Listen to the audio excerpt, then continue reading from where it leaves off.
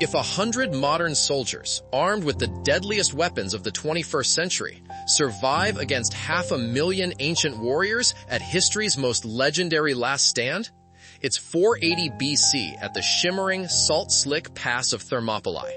The famed 300 never came. In their place, 100 soldiers from the future, digital camouflage a foreign ripple against sun-bleached stone. They run final checks. Night vision cables, suppressed barrels, everyone racks a last round. Their orders are simple and brutal. Hold this line. Cut off from their time, with only the ammo they can carry, they stand at the mouth of an empire and the edge of an impossible mission. They expected the usual prelude, a rain of arrows and the taut rhythm of shields. Instead, the air exploded. A single sniper round punched through the front rank with a crack. A 40mm grenade turned a shield wall into a spray of blood and armor with a thunderous thump.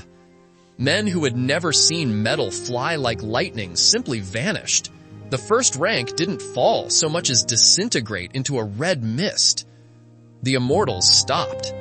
Discipline frayed into staring horror. For the first time in a campaign built on confidence, doubt crept into their lines. The enemy they faced looked less like soldiers and more like black sorcery. The Americans turned the pass into a kill zone. One M240 becomes the god of the pass, its barrel a drum, spitting a storm of lead that sides through Persian ranks before they can form a charge.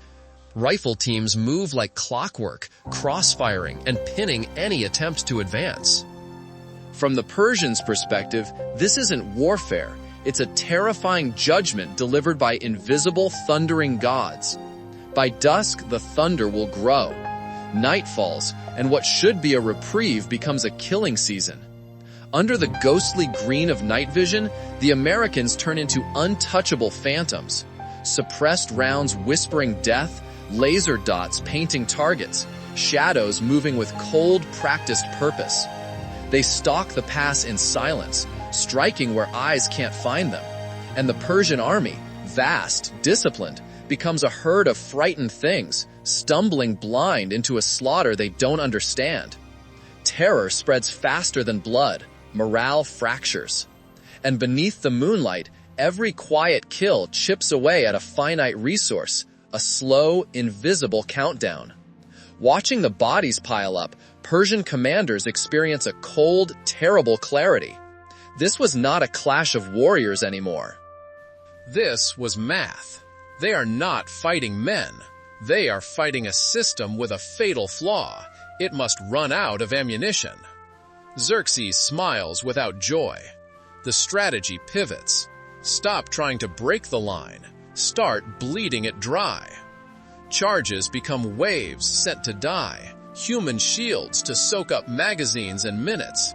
It is brutal, clinical, and ghastly efficient. An answer to thunder and lightning, not with more arms, but with more bodies, trading lives for the slow tick of dwindling rounds.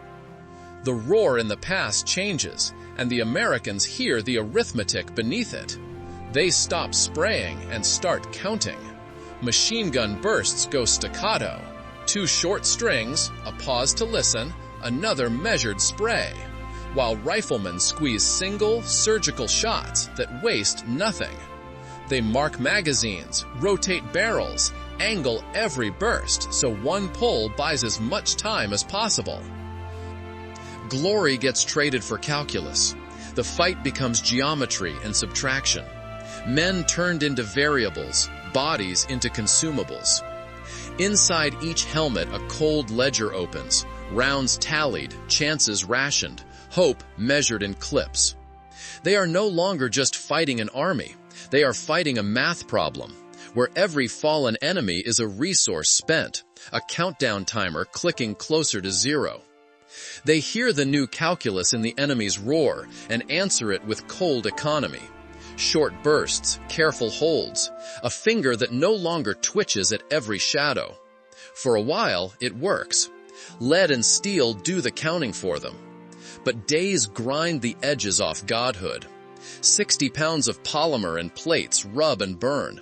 Knees that used to spring now ache. Loading mags becomes a chore you can feel in your hands. Sleep deserts them. Adrenaline becomes a background hum instead of a lift. Their weapons are finite. Their bodies are not. Every saved round is another hour bought, and every hour strips something else away. Can their bodies hold out even if their bullets do? Everything changes with a single sound. For days they measured fire and rationed breath, held the pass like gods. Every angle calculated, every magazine counted. Then a roar rises, not ahead, but from above, from the goat path. At first there's disbelief, then panic. Persian forces spill down the mountain in such numbers they blur together, a living avalanche. The kill zone collapses under that weight. Fields of fire are cut off, arcs of suppression become traps. The neat calculus of bullets and bodies is wiped away. Tactical perfection fractures into chaos. They are no longer masters of the pass. They are surrounded, and the air goes cold with dread. They heel to heel, a tiny island of armor and grit, breathing hot and fast as the world narrows to the rhythm of their chests. Rifle reports stutter. 2, 1, then stop. A single metallic click hangs in the air, absurd and final, like a closing of a book. The modern thunder dies. Quiet swallows the automatic staccato. Then the pass fills with another sound, a living ocean of voices, a low, rolling roar that isn't noise so much as inevitability. Dust shifts on the slope. Fingers tighten on empty magazines. Every man counts his breaths instead of bullets. They steady themselves. They brace for the charge. With their primary weapons useless, the fight becomes brutally intimate.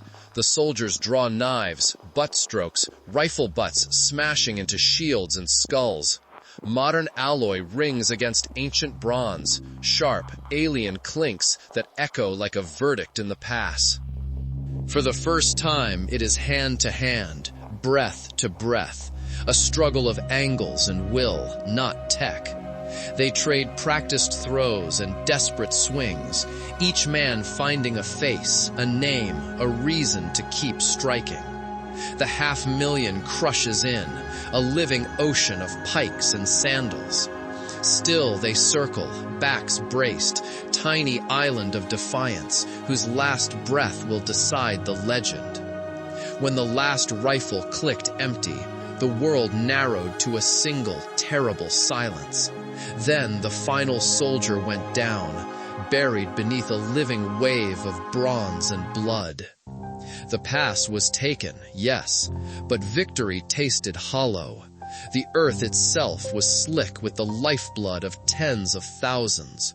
A slaughter so vast it cracked the confidence of an empire. 100 men had died. They did not win. Yet they did not simply die in vain either. Their impossible stand stalled the tide, turned delay into strategy, and carved a new story into the bones of history. A savage, costly pause that would be whispered about for generations. The tale of that impossible stand didn't die with the last man. It crawled through the Persian lines like a rumor that grew teeth. Soldiers spoke of thunder that came from the earth, of small metal devils that killed without hands, and Xerxes' generals counted their dead and shuddered at how few bodies it took to bleed them. For a few terrible days, a handful of strangers bent the rules of war with tools their enemies called sorcery and a will that would not break. They lost the ground, but they rewrote what a holdout could do. And they left us asking, when everything is on the line, what truly wins? The weapons we bear or the courage inside us?